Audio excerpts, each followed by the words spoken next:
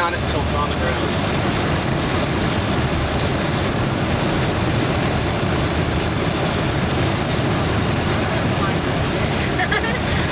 Well, I'll tell you one thing.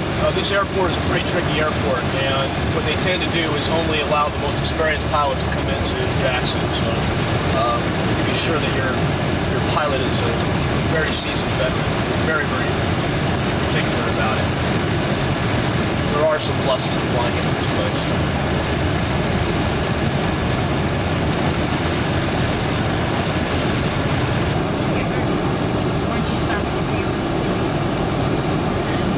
Pastures. We have, looks like a bald eagle flying just to our right, just about 1 o'clock up in the air right now. Actually looks like 2 of them. And one below 2. I don't want anybody to swear to it until I get closer. But by his wing beats and size, looks like that's what we have. It's the largest raptor in North America. That's a crow low, a raven low that is. See what we got. Those ravens sometimes can really fool you. They'll act just like a bird of prey. They never cease to tick me off. That is a bald eagle. You can see he's an adult male. Looks like he's got. You can see the very distinctive white tail and white head. It takes 4 years for them to develop that. It's slowly starting to slow down. It's not uncommon to see 2 ravens like that pestering them. Sitting down that tree right there. Okay. Reasons being too is that what the trappers and then the pioneers found out afterwards, what the natives already knew, was the Tetons really can act sort of the Grand Central hub to the Rocky Mountain chain. There's numerous passes that go to the northeast, southeast, northwest, southwest. So you can pretty much get to any section of the Rocky Mountains through the Tetons, and they come out here in pretty big numbers.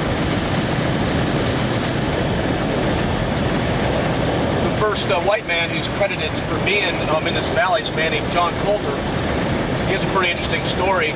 He was on the Lewis and Clark expedition, which traveled much further to the north and west of here, but he was a hunter for them.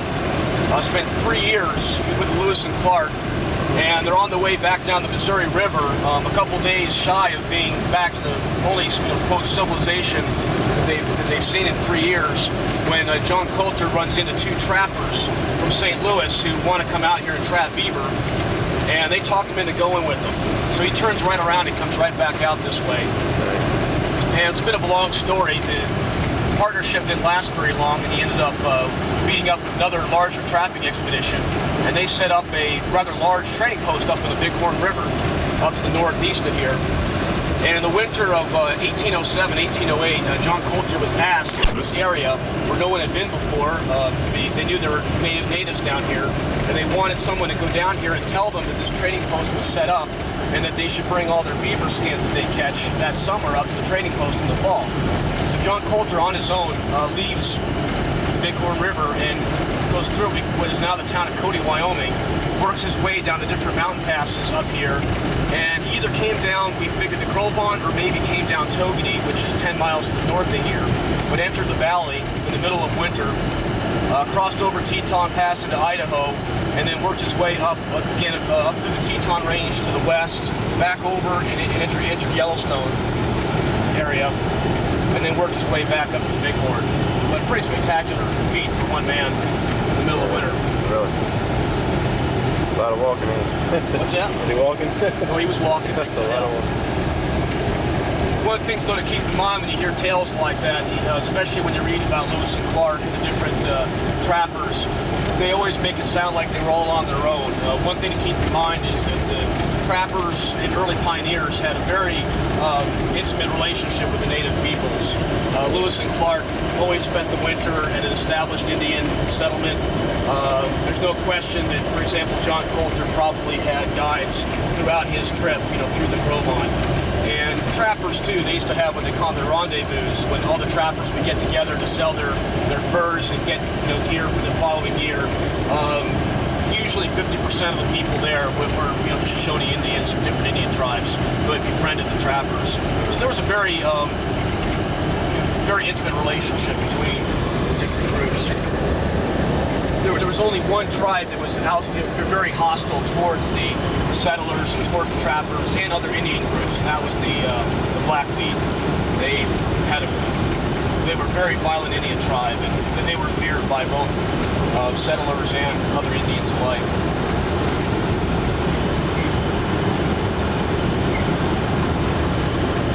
That's by far, I think, the most beautiful part of it.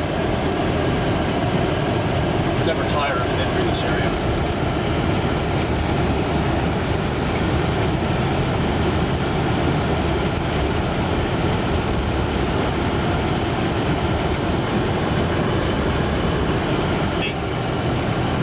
One was through the Gros Ventre, which we're going to go through now. The other was up through the Hoback Canyon. And there were two towns. This is the town of Kelly right here. Obviously, you're in the town of, been in the town of Jackson. And they were actually pretty comparable in size, and they were both competing pretty heavily for the county seat. Which one was going to be the center of government. And we'll talk more about it, but in 1925, a major flood ripped through Kelly, or actually it was in 1927, excuse me, and flooded out a majority of the town. And it was never quite recovered from that. It's a very eclectic little town. Everything from your kind of ex-granola hippies to your very high conservative cattle ranchers have made a home here. They have what we call a yurt village. Relatively inexpensive housing. Very eclectic little town. Kind of like it.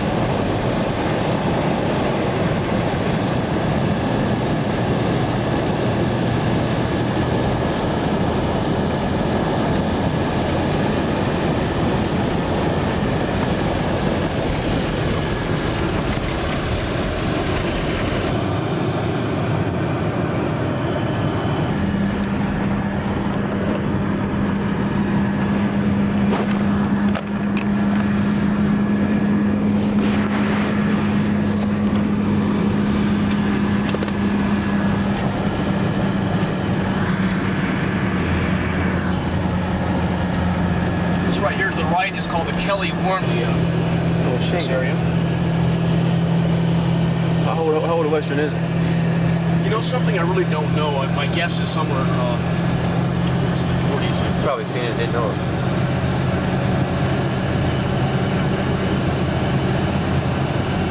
It's an old classic, which I haven't seen in a long time. Probably should get that out one of these cold, snowy nights. VCR. I'll have to get it out now, I guess. Check it out.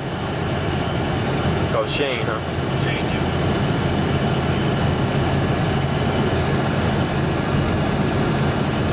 Yeah, Rocky, I think Rocky IV was filmed out here. This was supposed to be the Soviet Union.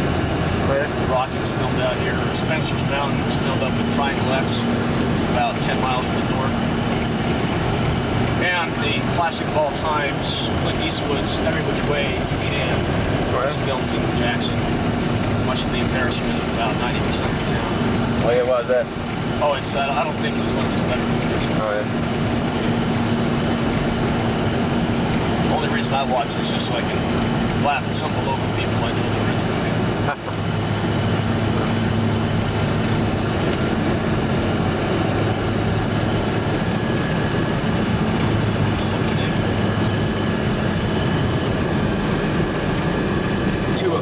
You'll see the reason why Kelly never got the county seat. That is the Gros Ventre slide. That is the largest recorded landslide in history. We'll talk more about the geology later, but basically what you have here in the Gros Ventre are different sedimentary rock, which have been tilted all going from south to north. Sometimes as much as 15 to 20 degrees. And what happened in 1925 is we had a very, very wet spring, and a layer of shale between the layers of limestone and sandstone got saturated. That layer of shale kind of acted as a lubricant almost. And after we probably was triggered by a small earthquake, that whole side of the mountain just simply slid right down into the Gros Ventre Canyon. It was witnessed by 3 people. One was a rancher who had a gallop, barely got away with his life. He was looking for stray cattle on the northern side of the line and was galloping, had to gallop away to keep from getting killed. You talking about this over here or this over here? To the right, of the right? side of the mountain where the snow is. We'll be passing right below it. Interestingly, there's actually a number of trees which made the trip. They kind of topped, 5 or 6 feet of soil where all the roots were on the trees, just slid right down with the whole slab, and there's actually trees that are growing right in the middle of the slide from that. But if I remember correctly, 50 million cubic feet of material were moved in less than 2 minutes. Wow. It actually came down with such force, it actually went 40 feet up the opposing bank. And created a rather large lake on the opposite side, which we'll see. Again, there were at least 2 established ranches within what now is the bottom of the lake. And the ranchers, of course, knew what was going to happen, and they worked like Dickens to get all their personal belongings out. And by the next day, their houses were underwater. This all happened in 1925. All the specialists at the time said the dam would hold and not to worry about it. But in 1927, again, there was a very, very wet spring, a very big runoff. And one of the old ranchers noticed a lot of water activity coming down the Grove line and decided to go up and investigate the dam. And on his way, working its way down the river, which means that the water had overflowed its banks. It was actually pouring over the top of the dam with great force. It's usually an early indication that the dam was about to give way. So he ran into the town of Kelly and warned everybody that the dam break was imminent. I think they had about 30-45 minutes of warning time. One family of 4 simply refused to leave, and they were killed in a subsequent flood. And then tragically, 2 ladies who had a small place together, they were actually working their way. They actually witnessed them drowning. The 2 of them were on their horse and wagon trying to get away from the front of the flood. And horses, of course, do some pretty nutty things sometimes when they're very scared, and both these horses actually turned right into the oncoming water, and they were both drowned. So 6 people lost their lives in the flood that followed, and of course the town of Kelly took years to recover after that, and lost any chance of getting a county seat.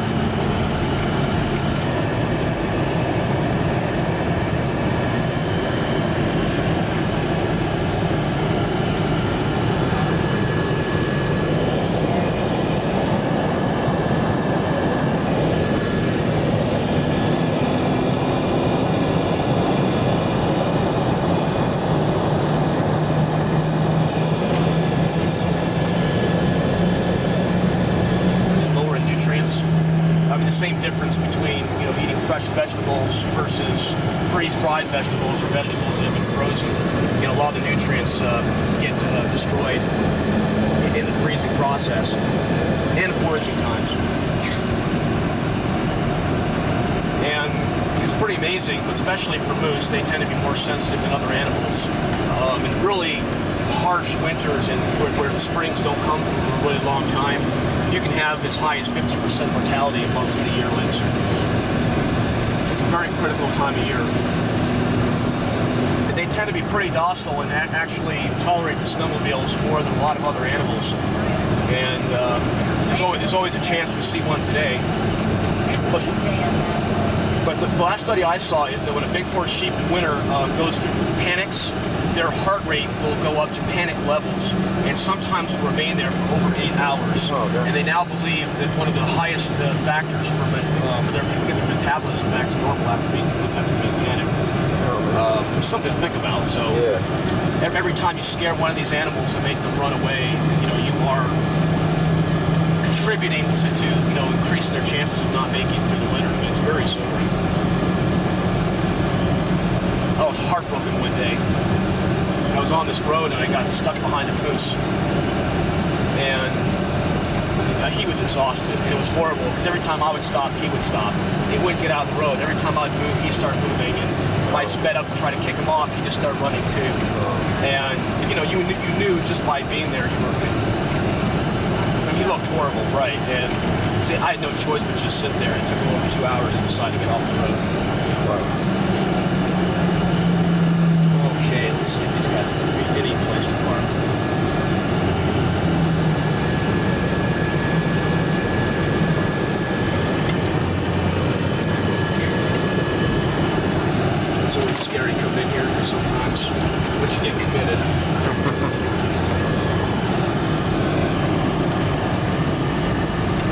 just to get the snowmobiles off the trailer and get all situated.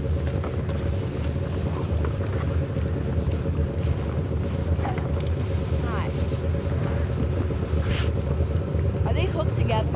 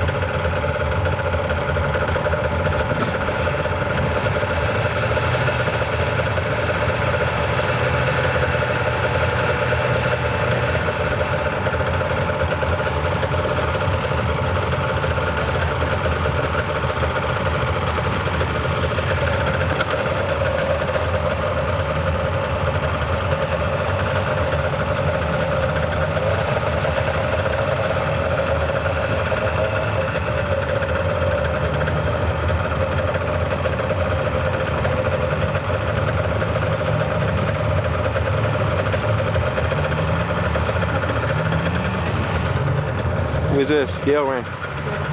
Gail? There's Jess.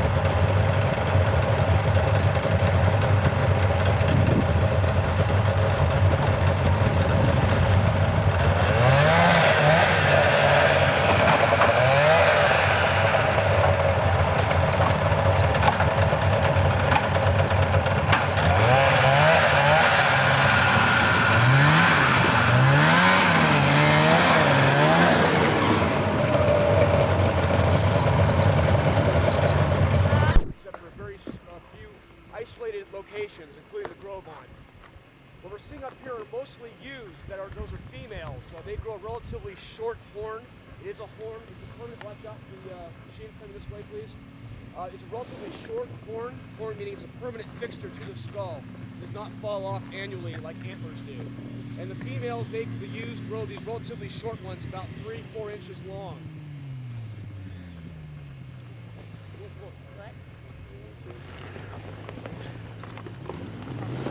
Their numbers have been gradually increasing in the grow barn since I've been back here. I'd say there's up to over 100 or something.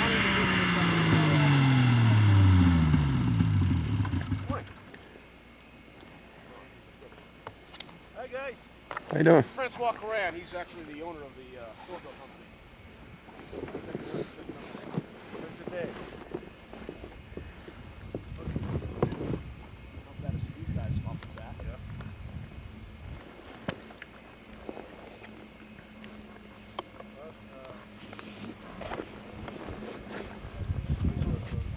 Behind us by about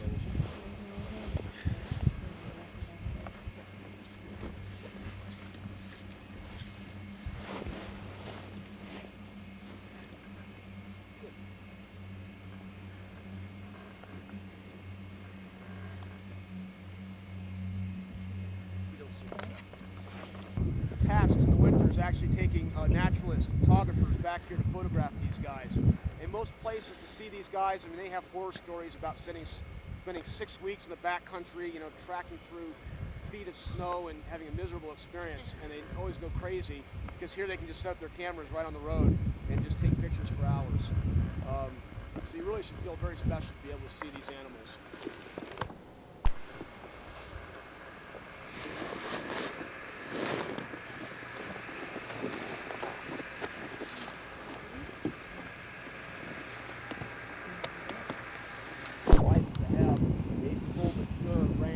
There you go. There you go over there. Look.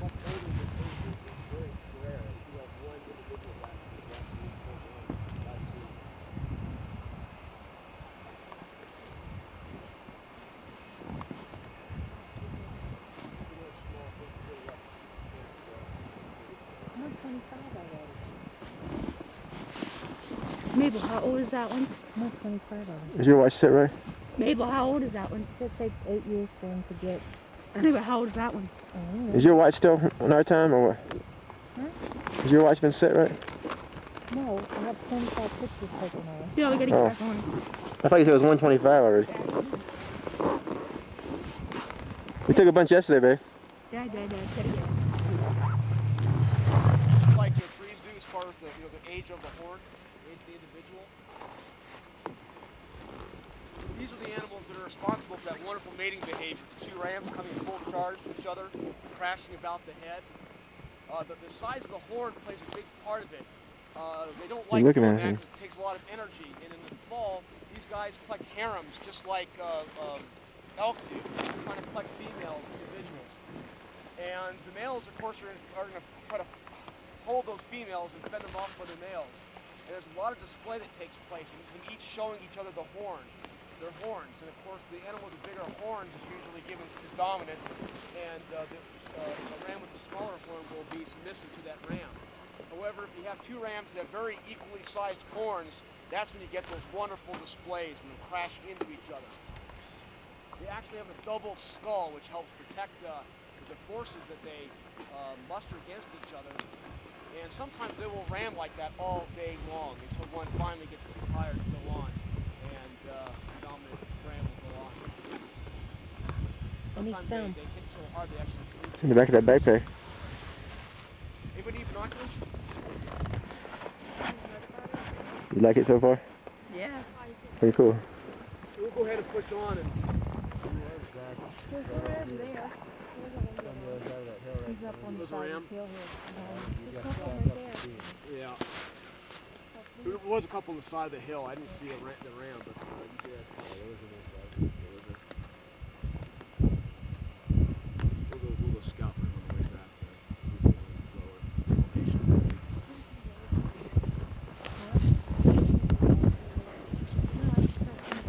Horses are on the other side of you, Dad. And then there's some right there.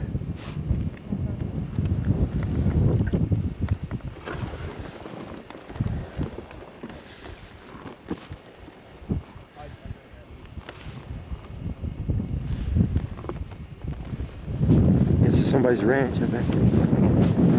We're heading for dinner, lunch, or whatever.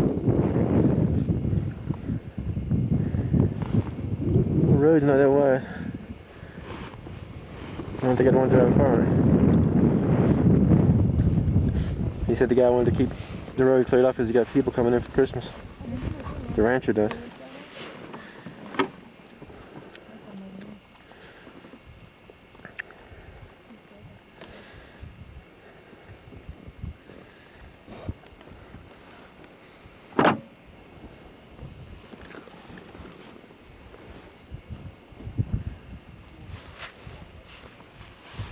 Let's drive it now.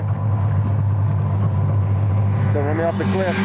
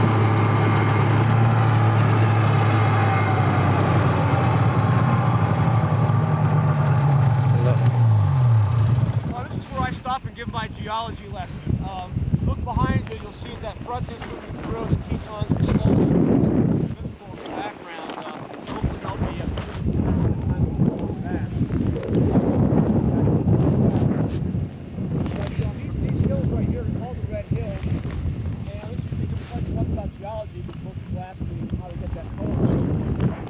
One of the very interesting things about the Gros Ventre and all of the rock that we're going to see today is that it's all sedimentary rock, and most of it is marine in nature. That is, it was laid down in oceans or down in seas.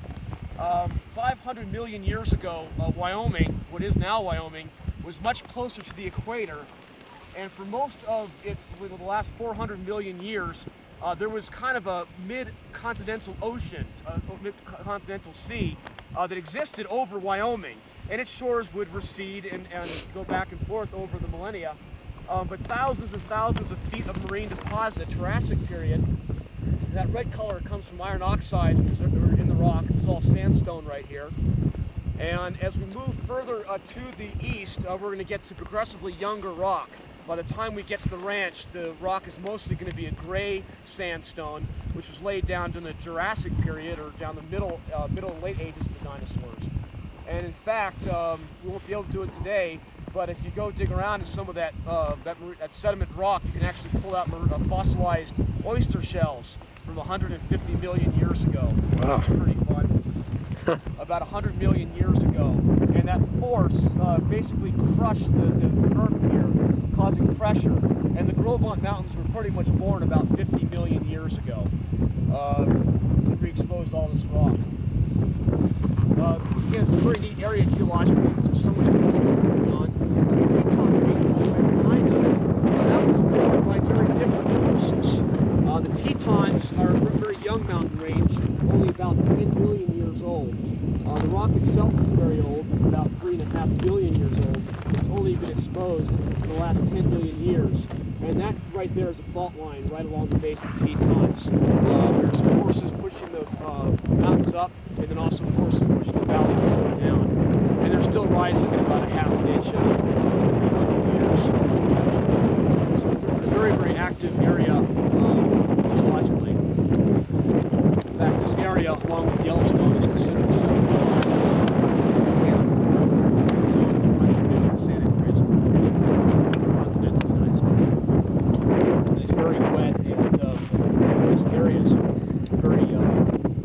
mossy areas.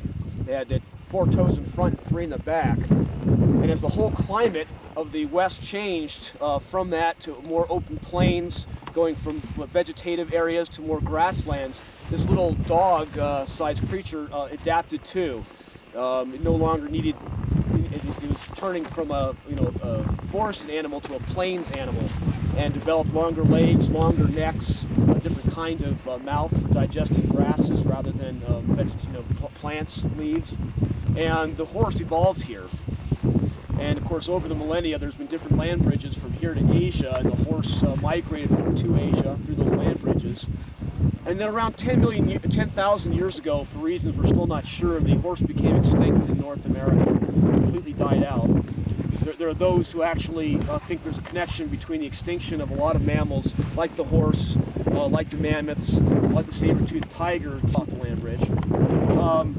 But it wasn't until the Spanish came back to North America and brought the horse back that it came. Further down, if anybody needs to use the restroom, we've got very, very modern laboratorial facilities.